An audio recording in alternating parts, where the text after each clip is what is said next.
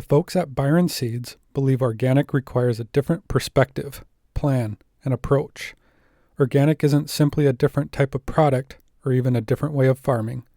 It's a different way of thinking, planning, commitment. It's a different philosophy on how to feed the world. Many won't understand, but the people at Byron Seeds do. We're owned by organic dairy farmers. We not only have the product, but we plan, manage, and execute organic. We speak your language, we share your struggles, and we laud your successes. Organic isn't a way of doing business, it's a community. We learn from each other. We're in this together. We'd be glad to talk cropping plans, management systems, the road to profitability. We understand what you're trying to do.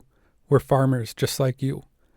Visit us at byronseeds.net or give us a call at 800-801-3596. And thanks to Byron Seeds.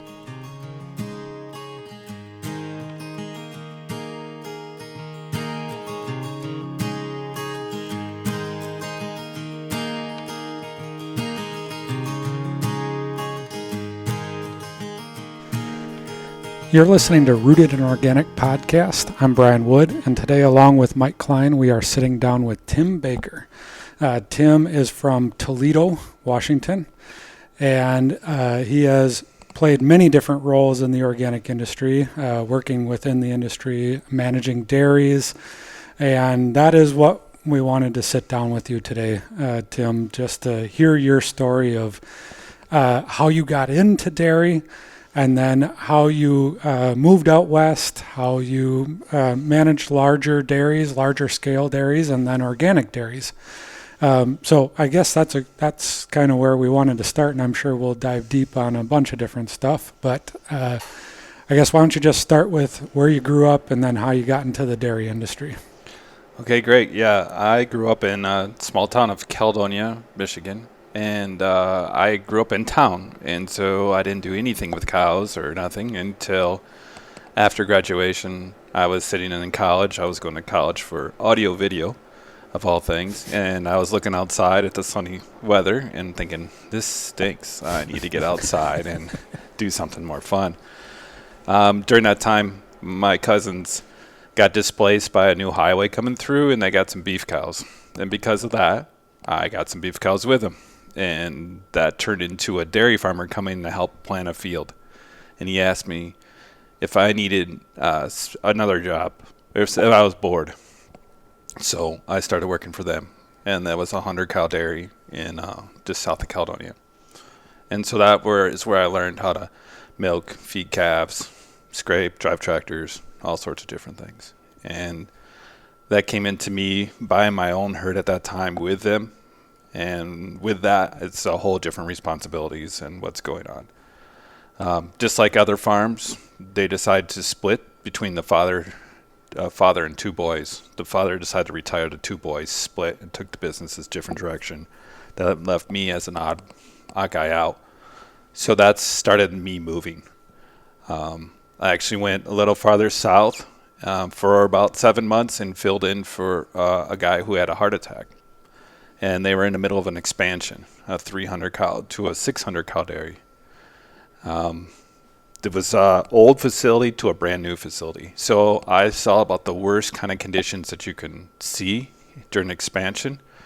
We were doing 2 to 3 DAs a day. We had fresh cow problems. We had everything you can imagine going on at that time. So that's where I learned cow health.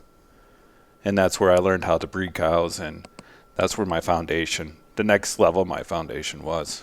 As they moved up on top to their other facility, things went very well for them, and I almost got bored. So there's not too many people who can ever say that. So it's not good to be bored. And then that's when I had some friends from church. They had some family members from from Illinois and Oregon show up, and they wanted a dairy tour. So that's at that time I took them on a dairy tour, and these are big dairy families from California and Oregon and Illinois, and showed them around, and I said, hey, I'm kind of bored. Can I take a tour? can I go see your guys' place? And they said, yeah, come on out. So I loaded up my truck. It's just a single cab. And like this song says, you loaded up everything and headed out west. That's kind of how I did. And I bounced around in Illinois for a week and then went out to Oregon. And I stayed for 5 years. And so that's kind of how I got out to the West in the first time. And did you work on dairies in Oregon from as soon as you got out there? Yeah. Okay. Yep. So this was a family dairy. They had 2 facilities and farmed like 3,000 acres, and they had a lot of animals. And so it was a good time to learn. They were in a little bit of a growth stage, and they were looking at a new facility. And so I got the opportunity to start that facility for them. So a year after I got out there, I moved onto that facility and started. That would be my first dairy that I started on my own. And so that was great.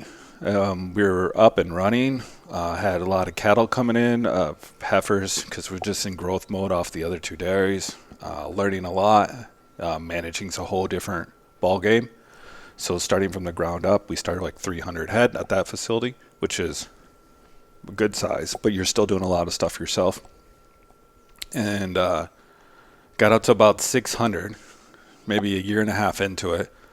And a field rep of mine, Larry Hansen, stopped by and says, hey, this place needs to go organic. And I said, not over my dead body. And then he talked to the boss, and then he grabbed a hold of my ear and said, you're going organic, and that's all you have to do about it. And because I was dead set against it, I had a really good herd, really good genetics, really good repro program. Everything was clicking. Basically, we sold all those and started again with new heifers. So that was the round 2 side of starting that facility. So that was around the 2001 era, was the Wild West, where you never knew if you're going to get grain from week to week and where all your feed's coming from. And so that's how I got into the organics, and was on that facility kicking and screaming that many years ago. Was your hold up of going organic that you would lose this really good herd of cows? And I'm sure part of the reproduction program there is some tools taken out of your toolbox, but were there other things that held you up from looking at or considering organic, or were those the main things? Basically the unknown.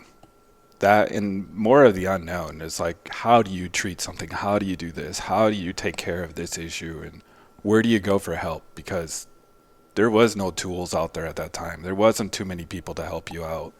It's like you figure it on your own. Oh, and then you have to pasture. Oh, okay. I've never done any pasturing at that time. I mean, yeah, I had some beef cows for a little bit, but you just open a gate and let them wander around. It's not like you're trying to get milk out of them. So I'm like, this is really, really interesting thing. So, yeah, we went into it kicking and screaming. But it opened up a lot of different avenues and a lot of different ideas and ways to look at things different. I think that was the biggest thing that I learned about that, is not just, everything's not in one box. You can find other tools. You can search out there. There's other people who have other ideas. And just because it works on one place or doesn't work on one place doesn't mean it will or will not work on the place you're at. And so it got me to open my eyes and think of things differently. And so that was great. It was a good place to start. I mean, doing startups and doing different things like this, that place, it was a little rough. It wasn't the best living conditions for me. But when you're single and you live halfway across the country, live out of a suitcase, it doesn't really matter for a period of time. And so it was where we were at for where I was at for right then, and it was a good learning experience until it wasn't. So what was the learning curve for going organic? Like you said, you started to see there were other ways of thinking about things, other tools out there, but that's easy to say now, I'm sure. But at the time, how did you even find those tools? How did you learn how to pasture? Was it trial and error, or you just started getting connected into a network of people that kept getting bigger and bigger? I think at that time it was more trial and error. There was a few friends that had dabbled around with pasturing, not very many. So, and you didn't have very good ideas what seed varieties. It was just like an honest pasture mix, an average pasture mix from a hardware store is where you're getting your pasture mix from. Well, that doesn't necessarily make milk. And so it's learning what the varieties were, learning how to graze. I mean, the first year, here's a 50-acre field. We turned 500-600 head out there. I know a lot different now, but at the time that was great, right? And so this was prior to the 30-120 rule in the organics. And when that came down, that was an interesting time. That was the beginning of me leaving that facility and going on. That was the ownership at that time didn't say, well, we don't need to do that. We don't have to do that. We need to do. I mean, they didn't want to put the money in the infrastructure, and so this is where I had to make the decision on what I was going to do next. The whole thing of me being in the dairy business and really pushing this far too, actually came from people saying that I couldn't make it in the dairy business. That was my driver. And one was my grandpa, and I love him, and he's passed on now, and it has nothing to do with that, but he just, that's the way he said it to me. He just, how are you going to make a living? And I'd like, there is a way, and I'm going to find it. And so I've always wanted to try to get myself better, right? And that's where I started learning is doesn't matter what the neighbors are doing. It really matters what you're doing on your place. So the only person you have to beat is yourself to try to get yourself better. It doesn't matter if your neighbor gets 70 pounds or 30 pounds. Who cares? It's what you're doing at your place. And so this is where I'm starting to learn that and how to refine managing people and how to work with them at different levels.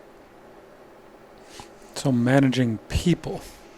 We're not talking managing cows now. Mm-hmm. They're two somewhat different worlds sometimes. Right? Yeah. And that's really, as I left this place, I had an opportunity to run Horizons Dairies in New Mexico. It was during their expansion, and they had one dairy going at the time, and we were starting the second one. So this is another dairy I got to start. When I walked into it, it was a train wreck. So it's going back to your cows, figuring out what's going on and figuring out how to make things flow again. And then working through an expansion and startup where you would get literally cows from all across the country would show up and trying to keep and organize them and tag them. And by the way, 3120 is a real deal now, and you have to make it work. And so those dairies down there were 1,800 cows. The first one was 1,800 cows when I got there. And when we finished, we were 3,200 all on site. I ran it as one dairy together on two different sites, so I can concentrate my experienced people on one facility. So your herdsmen and everything are where all the problem cows are, and the other facility was just milking.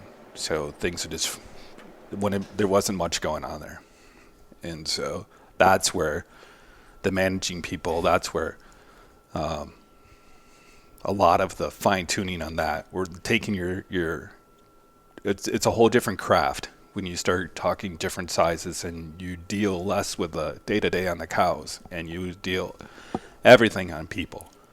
And if they're having a bad day, you have a bad day. And so New Mexico was here. They pretty much got dropped off there. And it was literally, I always tease, was that you go to the end of the world and you go a half a mile past, and that's where I was. So there's nothing there. And most of my crew spoke Spanish, as you can imagine being down there. And so I learned a lot of Spanish. some good, some not so good, but I learned a lot of Spanish. And I've got myself in a lot of trouble along the way, just learning the different things because at that time, I'm in my upper 20s, early 30s. I'm living by myself at the end of the world, and I have all these people running around, and I have to take care of them. So I do not remember nothing from my first 6 months that I was working there. I do not remember anything. The worst day I had, my parents were there. I remember they showed up, and my dad will tell me, like, you had 270 phone calls that day. I counted when I was sitting at the table.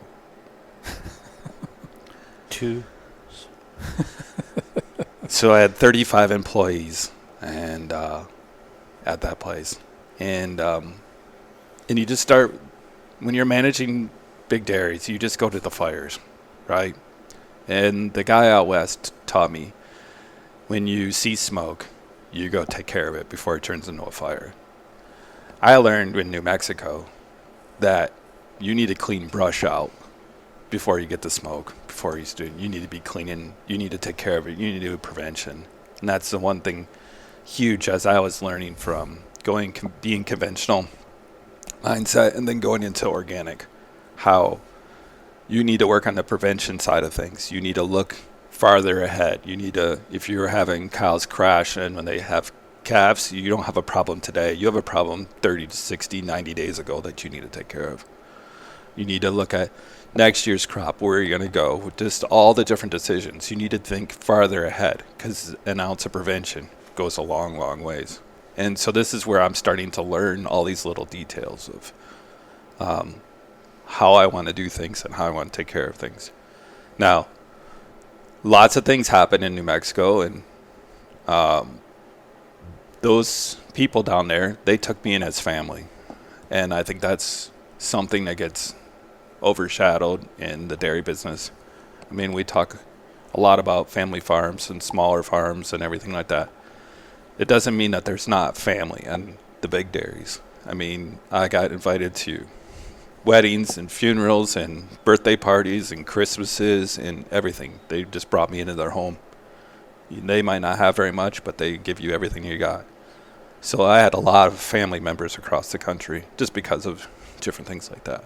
And I think that's what sets the really good managers apart, is because they get in with their people, they do the job, they know what it is, and they treat them like family.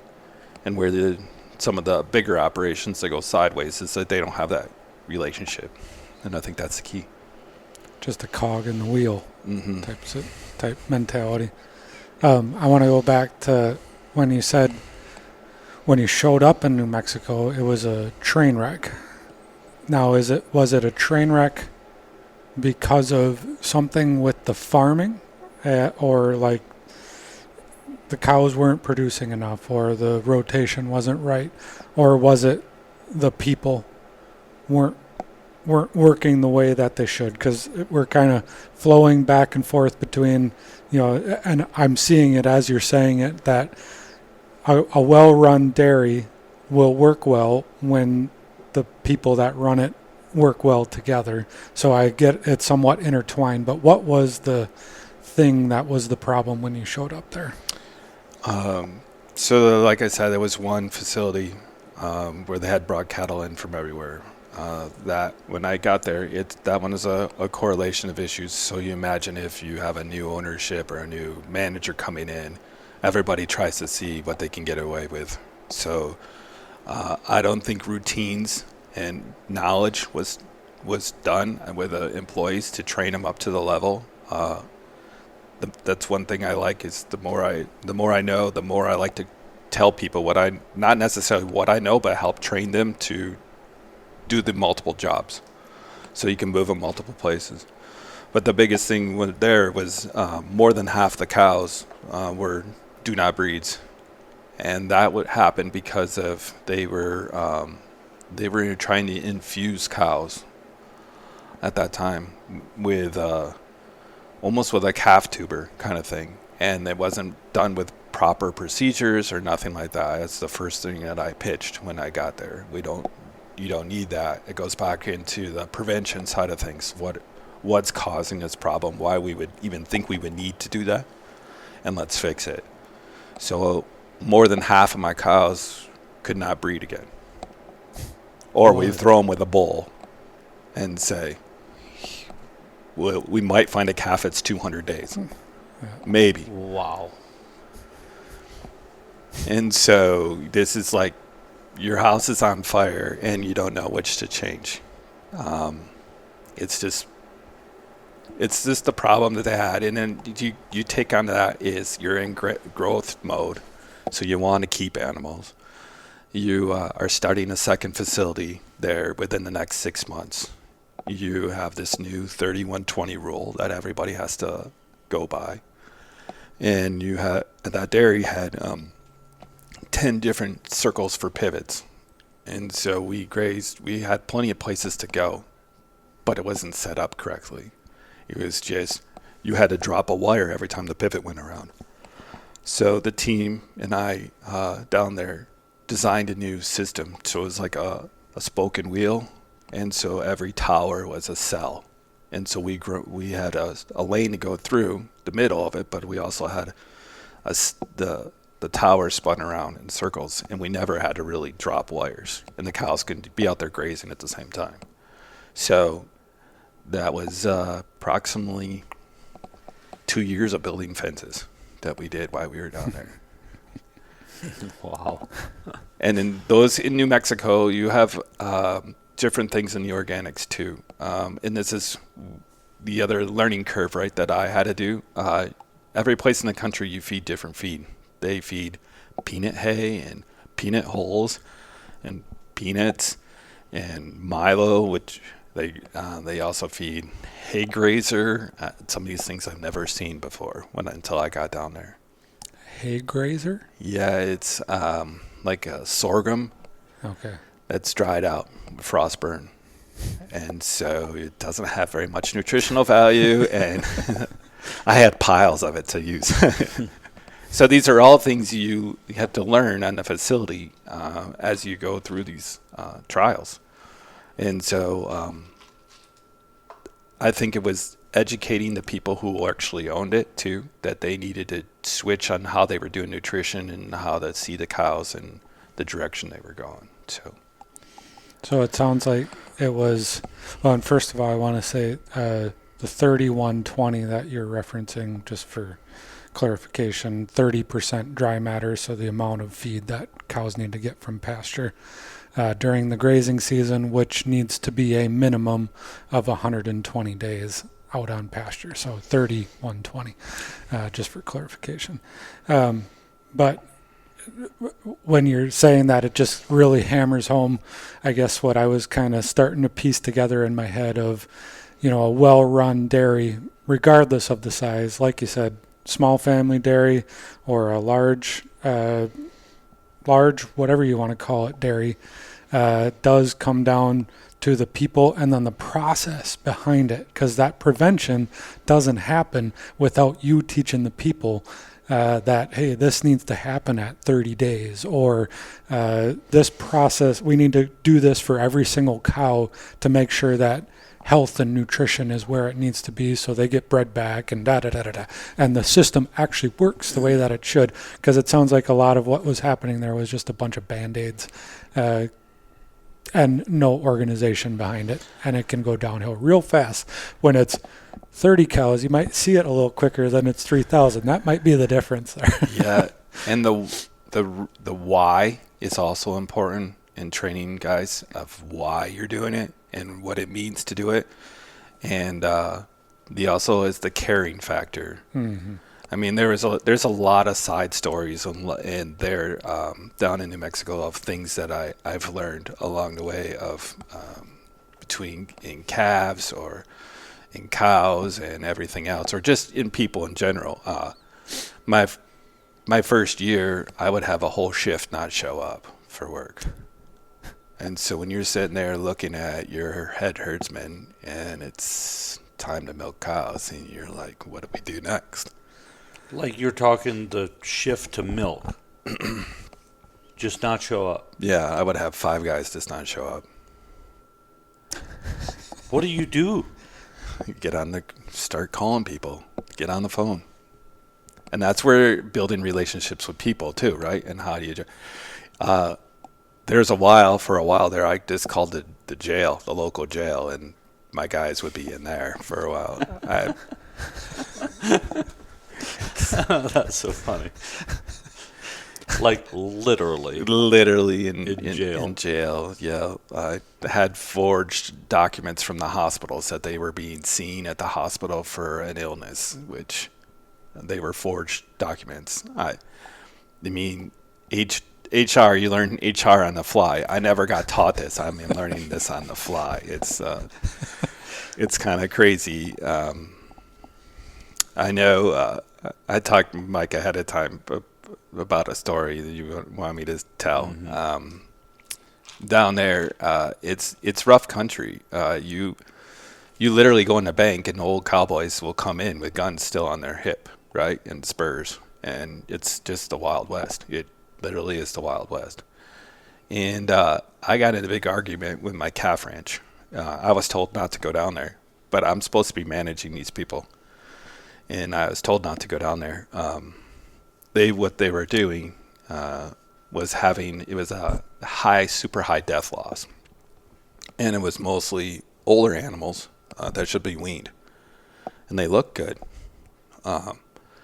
but they were really touchy, and the people were really touchy about it. And so these people were part of the local town mafia with bigger ties than the cartels, and I had at that time, like I said, I was just looking for milkers.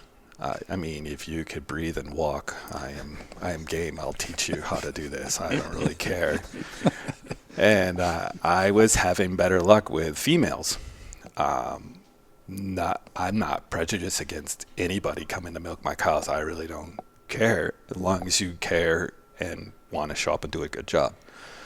Well, I learned you should not put more than 2 females on the same shift, otherwise they get into fights, and you just have to be careful on how you do things down this. It's just rough, right? So, and here I am, not married and living in the middle of nowhere, and so I had a milker that was she was really good. I made her shift leader. She was my best milker, and her husband worked at nights for me, and he got thrown in jail, and which is you can't do anything about that. I just had to figure he was in a maternity pen, so you'd train someone else and throw him in there. Well, it's his family at the calf ranch who didn't like me, and next thing I know, like 7 months later, that's an important number, 7 months later, a little kid was born to this lady, and she named him after me. Oh no! So I have a little Tim running around in New Mexico, and their whole family blamed me. And it's like and of course I had a terrible strained relationship with them, and my herdsmen are running up to me and it's like, "Don't go to town. Don't go to town. What do you need from town? What do you need? I will get you groceries. What do you need?" They're coming after you.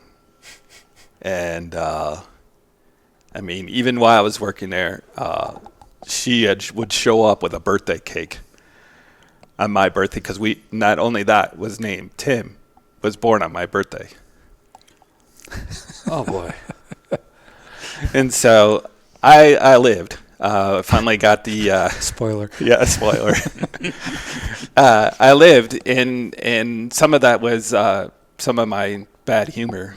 I showed up at the calf ranch, and I was like, I'm just gonna either go get shot or I'm gonna fix this thing, because you just got to make it through, right? And the lady down there who was in charge, her and her brother, Betty is the name, and she was really feisty, but she spoke really good English, and it was October, it was Halloween time, and I went down there and I started talking to them, and they were like really it was tense. And I said to Betty, I was like, hey, I was just coming to check on you. And she looks at me. I'm like, why would you come check on me? And I'm like, well, I was really worried. Why were you worried about me? And I said, well, I found a broom on the side of the road. It got ran over by a feed wagon, and I thought you crashed on the way to work, and I wanted to make sure you were okay. And her brother and her dad were there, and they just start dying laughing and pointing at her. And then after that, everything got better. That was a risky move. Well, what else? I didn't know what else to do. I mean, it's like you just like gotta pull the Band-Aid off and go. I mean, And the calf ranch got fixed. it did. It did. They did tremendous after that.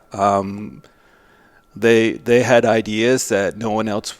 They wanted to try things, and that's part of this learning thing too. Is the guys doing the work every day see different things, and you as a manager or as an owner, you don't see it like they do. They see it a little bit different, and sometimes their ways are shortcuts and make things easier, but sometimes they have good ideas. And we did a couple different things. Their major problem in death loss is that someone in their wisdom and ownership decided to only limit feed them on how much grain they were allowed to feed or how much feed they were allowed to get. And so it took a couple of necropsies to figure out a little bit what's going on, but when we figured it out is that they are just pretty much starving them. And I'm like, you can feed these things until they don't want to eat anymore. We want growth. So we started an accelerated growth program, and they came up with some of them on their own of what they wanted to do, and I would challenge them to a little bit more. And I say, hey, if I'm wrong, I'm going to ask you to do a little more work. If I'm wrong, I'll walk it back, but let's try it and see what we do. And we just test it and prove it. So, I mean, you need to test. You need to prove what you're doing and everything. Because if you don't, you have nothing for metrics. You're only eyeballing things. So you trust your growth, but you need to verify what you're doing. And so they started doing better than 2 pounds a day rate of gain. And their death loss would be 1% to 2% on organic. Wow. And we were keeping every calf because of her breeding issue. Mm-hmm. So were you breeding sex semen at the time? No, just straight semen. Yep, that was. I learned genetics and breeding and genomics stuff later on. So this is me evolving as I'm going, because the other thing that was really important down there is I had a scheduled time in my day to go see the cows. It seems really weird when you're a dairy farmer or you're managing. When you get into these big operations, you get tied and pulled every which direction. So I had to focus myself to be a vet check. And so I tried to hit every vet check. And I also had to focus myself to be in the hospital pen. And I would try to hit at least 2 days. The rest of the time was all up for grabs. And to see what happens. And that got fixed. I mean, everything got fixed over time. By the time the 4th year, the 5th year I was down there, it got really easy. Almost to the fact I was bored. And the 3rd year, I was so bored. This was really not the smartest thing in the world I did. I went in a partnership and started another dairy down there, a conventional dairy. And we called it the Little Dairy. It was 1,000 cows. So there was a time for 2 years that I was running 3 dairies at the same time. So it was your life, because you had no life beyond the dairy. Correct. And how did you not burn out? Life was at the end down there. The last 2 years we're moving right along. I was getting done at work at 3 o'clock in the afternoon because I trusted and I verified with my people. And so I might take off at noon or 2 o'clock, and I might show up at 4 or 5 o'clock or 11 o'clock. Depends on, even if I was awake late at night, I would come out and just say hi and see the different shifts, or just stop in and say hi. And then they knew I cared, and then they cared to want to work there, and they wanted to stay and do a good job. And so life was not bad. At the end of the world, or Yep. half a mile past. Yeah, I don't want to get myself in trouble, but the best looking girls down there were at Four Legs. I mean, there was not much to look at when I was living down there. So it's okay. I just worked and learned a bunch of stuff and put money away, and it was good, really good experience. I mean, it was not like there wasn't people around. I mean, I did get into things and met people and was active in a church down there, and everything was fine until we had a big drought, and the bank wanted to take the Little Dairy back. That was, well, you had to buy corn silage out of the field and truck it for an hour, and you're paying $110 in the field. There's just no way to pay $11 milk. I mean, we had the cheapest system you could do. We had 1,100 cows milking with 8 employees. That's it. It was simple. We had heifers custom raised. I mean, but you couldn't pencil it. So the bank wanted that opportunity back, which was nice. We'd let them have it back. And then at that time was when Horizon decided to sell the dairies too. So there was tension on both operations, both setups, and that's when I just said, all right, I'm going to step away. And so that was the second time in my life where I just took a break. I just stopped doing everything until because I burned out then from the stress. I actually went back to home in Michigan and helped the place I first started, and just for nothing until I decided what I want to do in my life. And so that was an important thing, to just free fall, and eventually got hey, I want to do this. I got the bug again, and dairying is addiction, especially when you get to scope and size. And so that was a 6-month time, and ended up going back to Oregon again under a different partnership opportunity in fixing issues that had arisen since I had left. And so some of the issues the second time going back out there were dry matter demand. I mean, we talk about that, especially grazing in the organics is what your DMD is. And they were pushing 65 pounds of dry matter, and the cows were still skinny. And so the balance of the nutrition wasn't correct, and what they were doing wasn't correct, but they were trying to force cows on pasture. And so it took a couple years to get that back down, everything in line, but we got it down to 54, 55 pounds. And so you save 10 pounds of dry matter. That was 1,000 cow dairy, an expansion, 1,000, 1,200. You say 10 pounds of dry matter a head. I mean, today's prices, that's 15 to 17 cents a pound. That adds up to serious money. And then it was this trip back out there is where I started understanding genetics and breeding.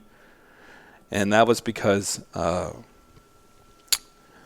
mostly because every place I went, someone always said, "Oh, you don't understand that.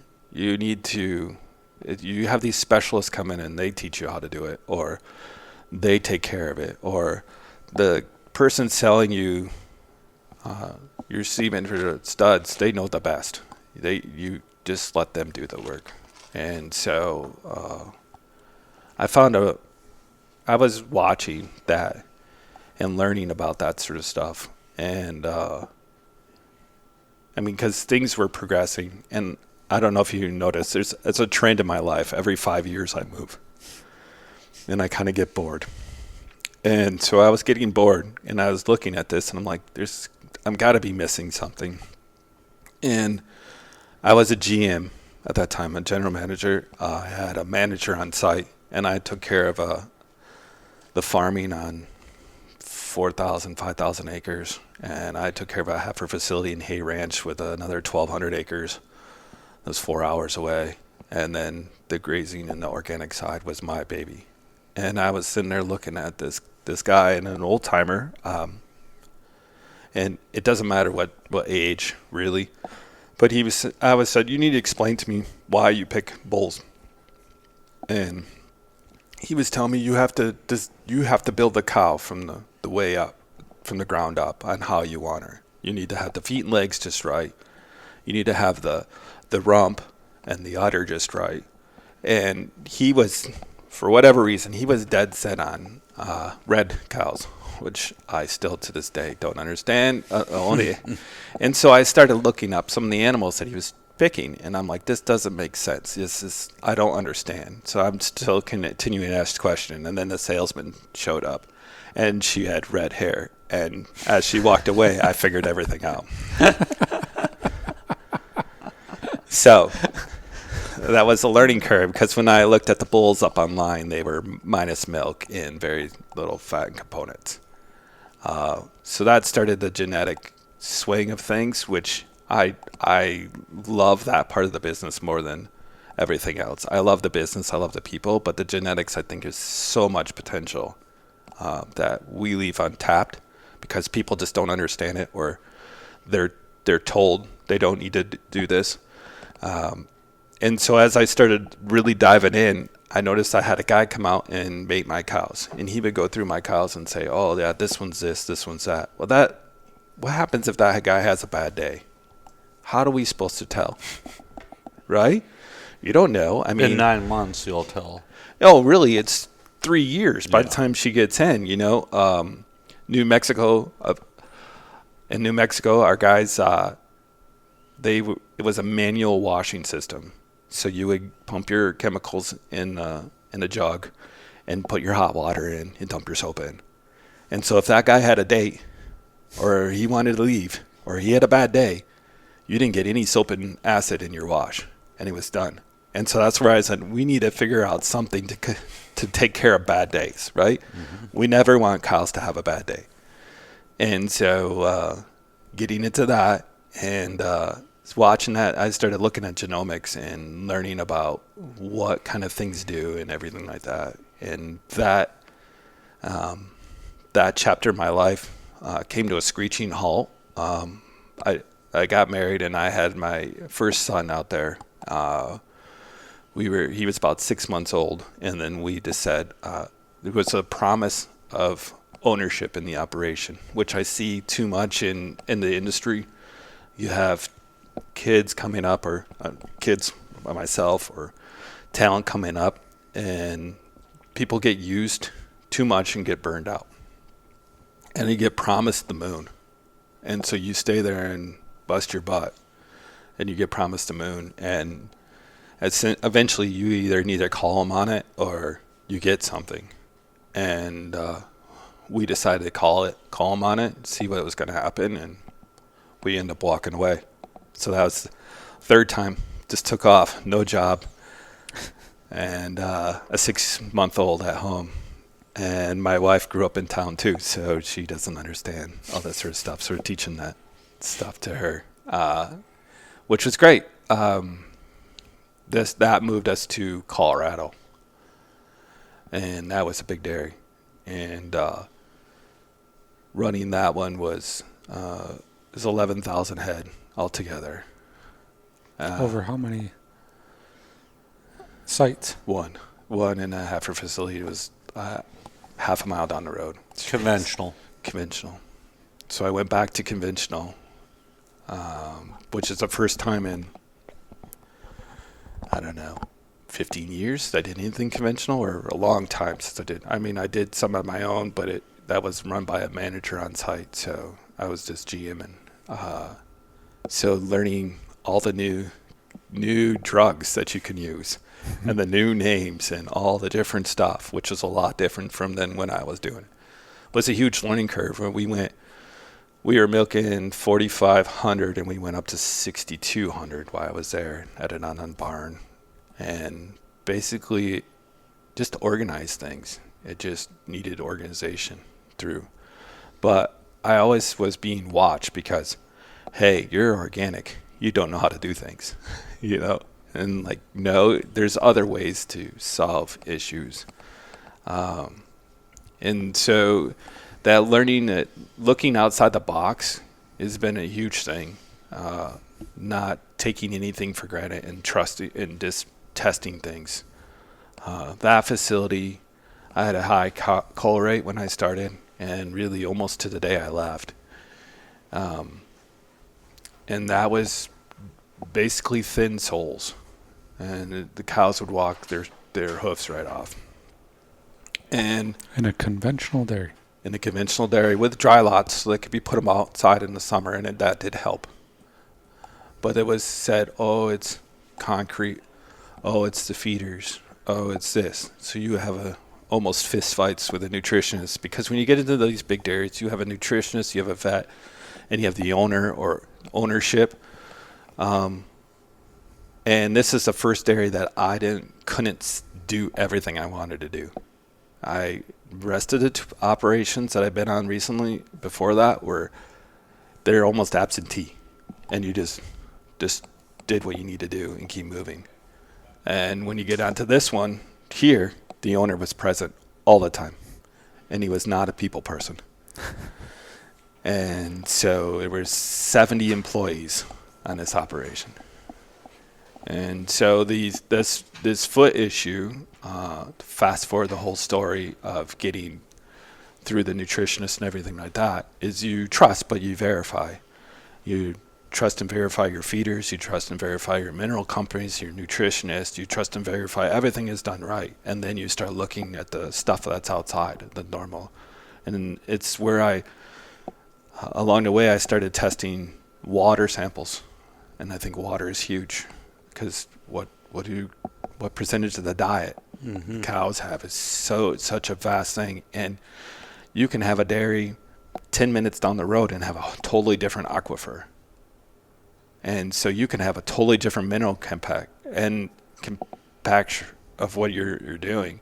And so if you have a nutritionist who goes off, I call it the Bible, and that's what they believe in, and they give 2 specs, right? They don't think outside the box. They don't look at they just do the specs of what the stuff comes balanced at, and they hit their major stuff. They don't look at all the minor.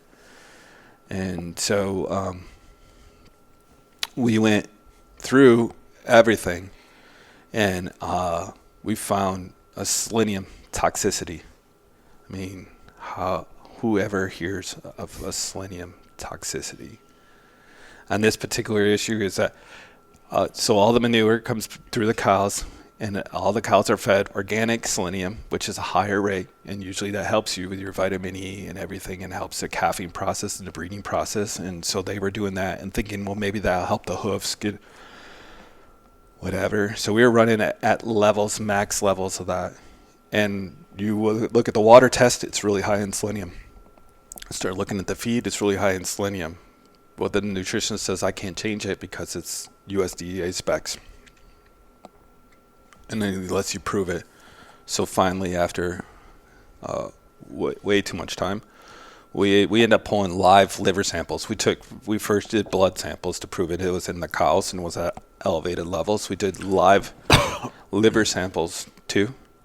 And when we did that, we can see that it was super elevated. And so if you check blood, which I routinely like doing as well, because it's just CYA, CYB, cover your backside. And it shows something different, because every load of grain has different mineral complex that come in, and so you don't know what you're getting. So, but you just want to make sure your cows are covered. And so this was just my way to cover them. And so we tested and went up to the liver, and I found toxic levels of selenium. So when they pulled up all the selenium all the way of all the diets, and they say, well, then you found it, so that's good. We can just quit here. And I'm like, no, we need to find more. We need to find the source. We found the wells. We found the issue. And then we went back to all the way to 6-month-old calves, where everything was the selenium. So we pulled that selenium out of the whole ration, and their hoofs got magically hard, and their cull rate dropped by 10%. All at the time as I was exiting for disagreement with personal issues of the ownership. So I didn't agree with how he treated himself, the personal side of things, and it was time for me to leave. And it's like one of those gut feelings along the way. You just know it's time to go do something else. And that's led me to where I am today. So on the conventional side of the dairy, like how different was it to like retrain your brain that you now have a toolbox that is full of very different tools? And the flip side of that too, were you able to use your knowledge from organics and use any organic practices that became helpful on a conventional dairy? The first one, it was hard because they get into Polyflex and they do dry cow tubes, different mastitis tubes. I've never heard any of these things before. They changed the names. They make them long names, and I'm not the best in the words all the time anyway. So I'm like, okay, I'll just follow the procedures, and that wasn't my biggest problem. But let's learn it and then understand what the guys are doing, and more understand what the guys are doing for procedure wise, and how can we change it? How can we adapt it? Was there more stuff? Yes. Do I think all of it was necessarily? No. I think it was being overtreated. I think there could have been things done a different way, but convincing people of doing things a different way it's not overnight. Mm-hmm. It's like you plant seeds. I see that today. You plant seeds and you hope something catches and grows. It's not. I try not to do in anything I do. I don't want to come off that I know everything.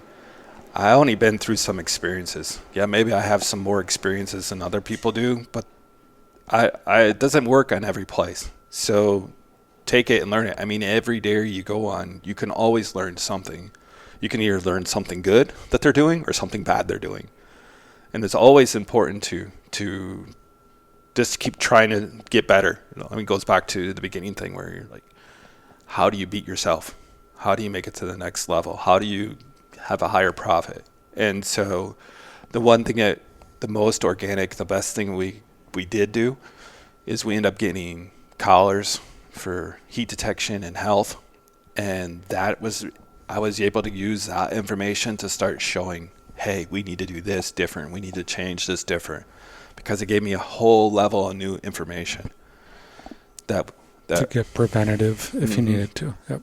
Yep. And in the meantime, that's where I really crafted my understanding of genetics and genomics and what my game plan was. And I took that idea of the prevention in the cows to one cow that I had in Oregon, 10223. She had 12 lactations. She was 14 years old. She was bred like 17 times or something ridiculous. We never saw her. She was a ghost cow.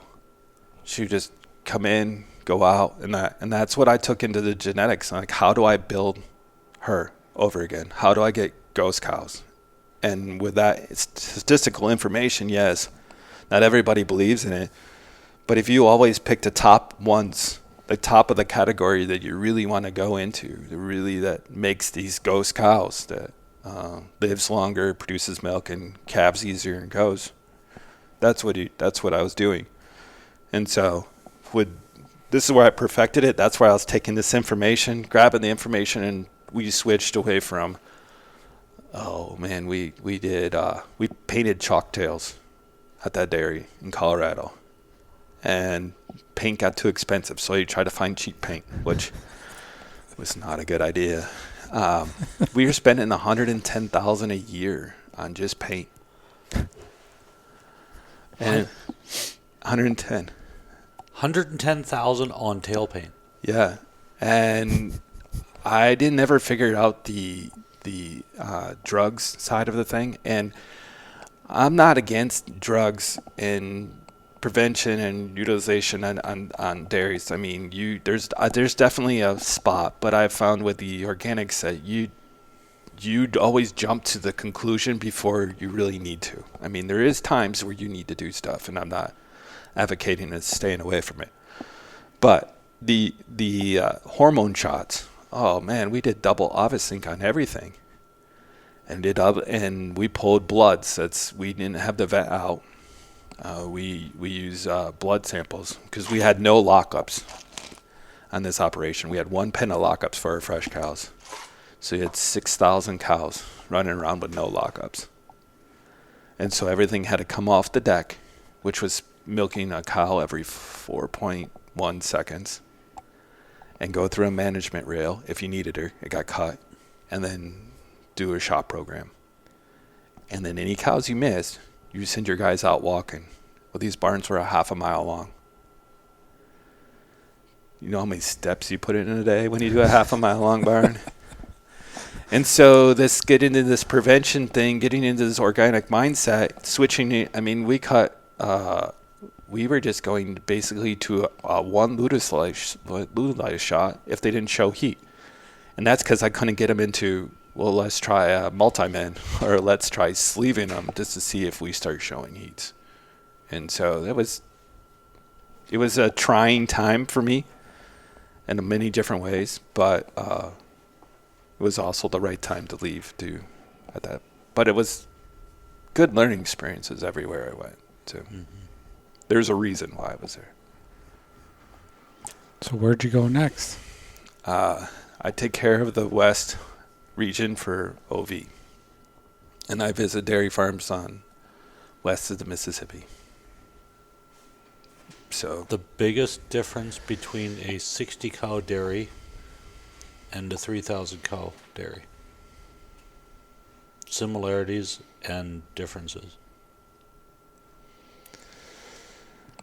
The cow's got to get milked every day. And so that's the similarity, right? You got to milk cows every day, 365. I think you get more specialized people the bigger you get. You get individuals that are more specialized in their task and their trades and everything like that, which I kind of like.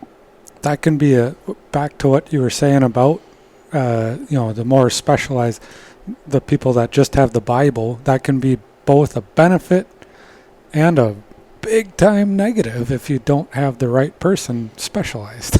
Yes. Yeah. There's many opportunities along in the stories that I've said that where it can be huge, and it's mostly keeping an open mind in the whole situation.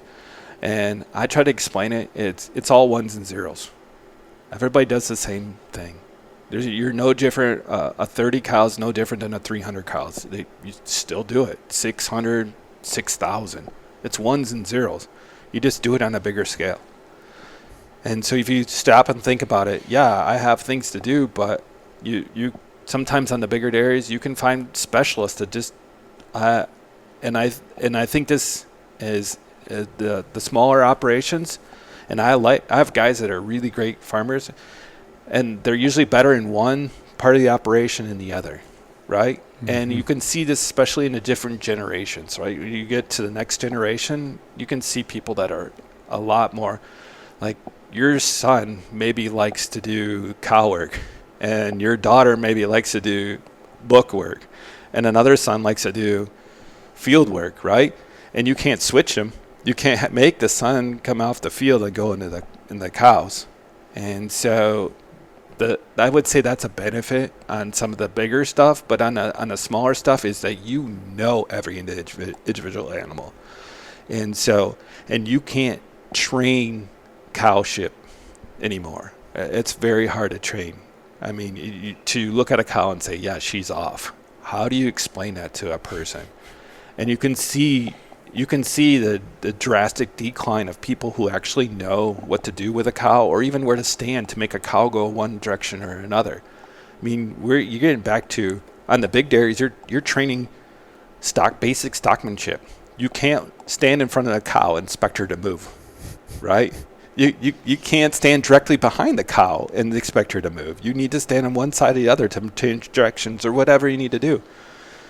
On a small dairy, you don't have to do that, but you're doing everything. But you know all your issues, you know all your problems. And so I always say to my guys, I always want to make sure that they see the forest through the trees, right? I don't want them to see the bigger picture of things and step back and say, what are they actually working on?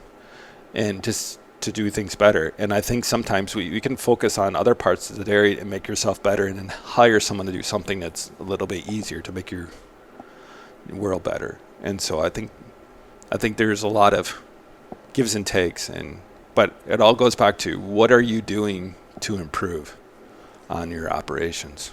And that's what I try to say. That's why I try to challenge a little bit, because too many people, and it's not just my guys, I think it's all dairymen. You're so busy in your life. You're trying to make sure, like in the big dairy, I had 70 people running each way, and someone will come up and ask me the silliest question, and I'm like, I don't have time for you, you know. I always give them one question. I said, if you get 2 questions, the first one's dumb, you don't get a second. But I thought there were no dumb questions. Oh yes, there is. There's some really, really dandies out there. So I think it's a part of the whole deal is you have to know your people, and you have to know your talents and where to use stuff and be okay. It's one of the best things I see in our side in OV, in our side of the business, and in organics, is there's a lot of people willing to try new things. Just step out. If it's a new variety in the pasture, or if it's something new with the cows, they're at least willing to try. So many of my friends who are in the conventional world, they're so stuck in their ways. They're scared to move outside, and I think that's what makes organics fun. That's why I came to do what this was, and that's why I'm still doing what this is. Mm-hmm. Well, it's definitely interesting, because I know, Mike and I, we work with relatively smaller dairies than you're talking, but regardless, one thing I've observed in the time of working with farmers is that, every farmer, I don't know a single farmer that is an expert in every piece of farming. And what you just said of you got to know your weaknesses, I think that's what makes a good farmer, regardless of the size, is knowing where your weaknesses are and either bringing somebody in to do that for you, and that might be hiring somebody on a larger dairy or consulting with somebody on a smaller dairy, or you pick up the will to learn it. Yep. But there's only a certain capacity for any farmer, Yeah, and you just got to know where that weakness is and go from there. Yeah, know your weakness and play to your strengths, and it doesn't matter what size it is. Everybody's the same. Everybody puts their boots on the same way every day and goes out and does the work, or gives it a good shot. So it's knowing your weakness and not being able to either step out and try to learn something new or challenge yourself, or find someone that can help you do that. I think that's the one thing that I've noticed is that if it's raising calves that somebody struggles with a little bit, they'll put a kid in charge of it. And when that kid's old enough to actually become a real part of the dairy, the calf raising part is figured out because it was their focus and they were tasked with it because somebody else didn't really want to do it. So you see that, but you also see weaknesses passed on. You see both. But it goes back to making it, one of my favorites is the KISS method. Keep it super simple or simple stupid. And I mean, it goes both ways. You see every kind of scenario, but if you keep it super simple and you focus on your basics and you work on your prevention side of things just seem to flow. I mean, yeah, you'll have your train wrecks every once in a while. Everybody does, my friends, they would call me up and they would say, "Hey, how's your day?" And I would tell them how my day was, and they say, "Thanks, I feel better," and hang up. So everybody has their train wrecks. It's just how you work through them and how you I mean, it's just keeping your wits about you, keep your head about you, and just. Well, and keeping it simple. Go back to the basics, because no matter what it is you're trying to learn, whether it be dairy farming or building a car, there's like the basics of the framework. And I mean, that goes back to kind of what we've been talking about this whole time. It's feeding cows, breeding them, making sure they come to milk. I mean, yeah. And moving every place that I did, like I told you the one time, I was 6 months. I don't remember anything. You can get super overwhelmed. And when you think about that, every new employee you have come on your place, doesn't matter if it's a family member or someone off the street or a high school kid, they're that same way. You know your place inside and out, but someone that's new coming on doesn't know anything about your place. They don't know where you keep this, where you keep that, what field is the back nine, where do you go to that, when do the cows come in, what time you milk, what your procedure. And we really need to do, as an industry, keep it super simple, to just teach one thing at a time, basics, and then start building case by case. Because I think we throw people in this scenario and like, hey, there you go, have at it, go for it, right? And then you have train wrecks and you're like, what went wrong? What did I do wrong? Well, you overwhelmed them right out of the gate. And that's totally easy. But when you were working on the same farm for, you can start milking 5 cows and you get up to 50. You know all the tips and tricks, right? You know every shortcut. You know everything you do every day and that sort of stuff. But if you go away for the weekend and you have a relief guy come in here, he's like, well, where did I do this? Or how do I do that? You know, it's the training along. If super simple, is just seems like it pays every time. Mm-hmm. Well, Tim, this is really interesting. Really enjoyed hearing your story from somebody from growing up in town to a couple of beef cows to managing really large dairies. Very cool story. So thank you so much for sitting down with us and taking